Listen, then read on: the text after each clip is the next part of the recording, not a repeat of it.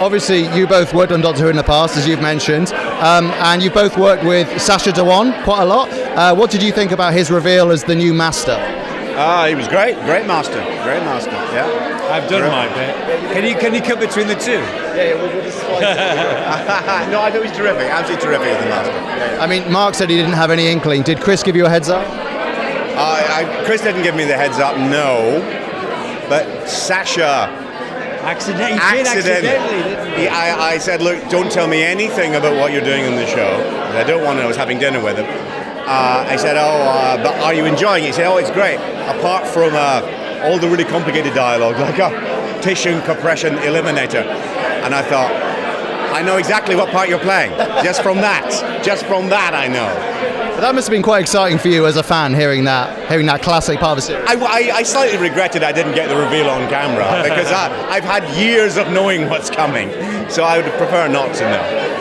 And I didn't ask you this earlier, but obviously this series they introduced a new female Doctor, the first person of colour to play the Doctor, Jo Martin, and I was wondering what you guys thought about that. Were you as shocked as everybody else? I knew nothing about that, nothing about that, John. I did know about Captain Jack, but I didn't know about... and I thought that was very clever because it made it feel as though the reveal of Captain Jack and the warning was the big thing in the episode. So once you get over that hump, you think, okay, let's go back to the story of the week and get on with it. So I thought that was very clever because to conceal a surprise behind another one, I like that a lot. Right. Chris last night, and the digging up of the TARDIS in the grave genuinely made my hair stand. It was like, oh, what? Yeah. I had no idea that was going to be No, not at all. That was really good. And it was a real, because also they teased the Jaduna in this episode, so everyone thinks that's the Jaduna episode. Then Captain Jack's there. Yeah, but I think that's also clever because we slightly associate the Jadoon with a lightweight episode. You know, I don't mean they're great, but we don't think of them as the scary monsters of Doctor Who. They're kind of the quite funny monsters of Doctor Who. So you don't expect it to be a great pivotal moment in the show. That was very clever. What does it mean?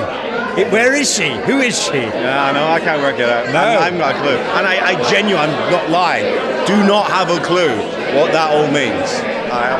It must be quite exciting after being so close to it for so long to just not know and be fans again. Well, to be absolutely honest, I had many decades of that before. Okay. It's and I remember how thrilling it was so long ago, towards the end of Tom Baker's time, that you had the Master coming back, the Master getting a new body, the Doctor regenerating, all in 3 consecutive stories. I remember that being that was fireworks. Yeah, and it is hard these days because so much is spoiled, but also even if it's not meant to be spoiled, it's sort of much more accessible. And when you get those wonderfully rare moments of you do feel like a child again, and you just go, no, that's great. It's great when they can do that. Yeah. Funny how many of the major reveals in Doctor Who have simply been, it's the Master. In Keeper of Traken, Utopia, Missy, and it's a good one to do because it keeps happening. No, it's like Moriarty and Sherlock. Yeah. Moriarty turning up is always the twist. And keep getting away with it. I mean, you obviously, like you said, you mentioned Missy. You created Missy, and obviously, where you gave her a great send-off.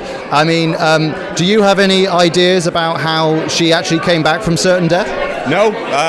Once I walked off, and I don't know what Chris's plan is. I saw him last night, but I don't know what his plan is, and I don't want to know. But I think it is absolutely fine with the Master not to know. Yeah. I like that. I like it. Even with the Doctor, there's whole sections you don't know about. I don't necessarily want to know every detail. I thought the same with River Song. You don't have to join everything up. You get glimpses. That's so much more exciting. So what is everyone else going to talk about for the next 50 years? That's the key. Yeah. Big finish. But I don't necessarily want all the gaps to be plugged. Kids out there are making up their own stories about how Missy escaped that place and regenerated into Sacha. They're doing their own version of it. And that's much more exciting to me than actually filling all those gaps. I remember years ago, a friend of mine who was obsessed with Star Trek. It makes me laugh. He'd sort of retro-engineered it in his head so that the incredible amount of eyeshadow that William Shatner wears in Journey to Babel was because certain Starfleet officers were upon occasion allowed to wear makeup for like official functions. So I must make it fit. I must make it fit. Whereas the fun is that it doesn't fit. It's all nonsense. Yeah. I was actually reminded of something you said once, Mark, about canon, because everyone, when the new Doctor was revealed, everyone was saying, oh, it doesn't fit with canon, blah, blah, blah, blah. But you said, Brain of Morbius, right? The Doctor has loads of lies. The Doctor's half human. In fact, do you feel like canon only matters when people don't like the storytelling decisions, really? Oh, I don't give a flying monkeys about it. It's like, to me, it's all part of the joy of it, and it's sort of death, sort of deadly to restrict it like that. When I remember watching The Brain of Morbius and just going, what? I was disappointed when they revealed later that wasn't. I hated the fact they said the next year they said that the Doctor could only regenerate 12 times. I thought I had subtracted from me all the joy of imagining those other Doctors by this bloody rule that came in that for some reason we all decided was true, despite the fact that there are many contradictions. Some rules have to be obeyed, others can be flatly not. Half human. It's definitely there. It's not a joke. And there's not a single thing in Doctor Who to contradict the fact that he's half human. Not one single thing contradicts it. Nothing he's ever says he's not half human. So what?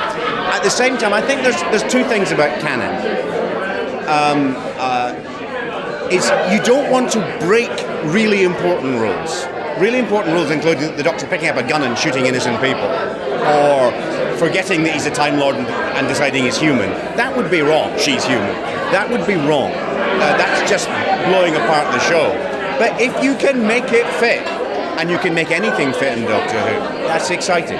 But literally, you can make anything fit. I don't know what his plan with the Joe Doctor is, but the first time we see William Hartnell, he's very confused. Who knows? Could be 3 different versions of the destruction of Atlantis. Yes, they're all the same. I joined them up.